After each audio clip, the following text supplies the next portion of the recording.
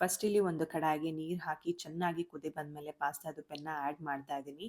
Next ಅದಕ್ಕೆ 1 table ಸ್ಪೂನಷ್ಟು ಉಪ್ಪು, 1 ಟೇಬಲ್ ಸ್ಪೂನಷ್ಟು ಎಣ್ಣೆ ಹಾಕ್ಕೊಂಡು ಚೆನ್ನಾಗಿ ಬೇಯಿಸಿ ಸ್ಟ್ರೈನ್ ಮಾಡಿ ಎತ್ತಿಟ್ಕೊತಾ ಇದ್ದೀನಿ. ನೆಕ್ಸ್ಟು ಅದೇ ಕಡಾಯಿಗೆ ಸ್ವಲ್ಪ ಎಣ್ಣೆ, ಸಣ್ಣದಾಗಿ ಹೆಚ್ಚಿಟ್ಕೊಂಡಿರುವಂತಹ ಬೆಳ್ಳುಳ್ಳಿ, ನಿಮಗೆ ಯಾವ ಬೇಕೋ ಆ ತರಕಾರಿನ ಆ್ಯಡ್ ಮಾಡ್ಕೋಬೋದು. ನಾನಿಲ್ಲಿ ಈರುಳ್ಳಿ, ಕ್ಯಾಪ್ಸಿಕಮ್, ಕ್ಯಾರೆಟ್ ಮತ್ತು ಕಾರ್ನ್ ಆ್ಯಡ್ ಮಾಡಿಕೊಂಡು ಅದಕ್ಕೆ ಉಪ್ಪು, ಪೆಪ್ಪರ್ ಹಾಕಿ ಇಷ್ಟು ಫ್ರೈ ಮಾಡಿ ಎತ್ತಿಟ್ಕೊತಾ ಇದ್ದೀನಿ.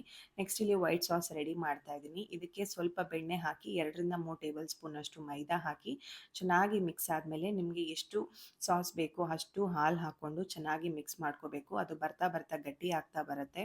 ಆವಾಗ ಇದಕ್ಕೆ ಚಿಲ್ಲಿ ಫ್ಲೇಕ್ಸ್ ಆಗಿರ್ಬೋದು, ಇಟಾಲಿಯನ್ ಸೀಸನಿಂಗ್ ಆಗಿರ್ಬೋದು ಎಲ್ಲನೂ ಆ್ಯಡ್ ಮಾಡಿ ನಾವು ಬೇಯಿಸಿಟ್ಕೊಂಡಿರುವಂತಹ ಪಾಸ್ತಾ ಪೆನ್ನ ಮತ್ತು ಫ್ರೈ ಮಾಡಿ ಇಟ್ಕೊಂಡಿರುವಂತಹ ತರಕಾರಿ ಹಾಕಿ, ನಿಮಗೆ ಇನ್ನೂ ಕ್ರೀಮ್ನೆಸ್ ಜಾಸ್ತಿ ಬೇಕು ಅಂದರೆ ಸ್ವಲ್ಪ ಚೀಸ್ನ ಆ್ಯಡ್ ಮಾಡಿದ್ರೆ ಡಿಲೀಷಿಯಸ್ ಆಗಿರುವಂತಹ ಮನೆಯಲ್ಲೇ ಮಾಡುವಂತಹ white sauce cheese pasta ready ಆಗುತ್ತೆ.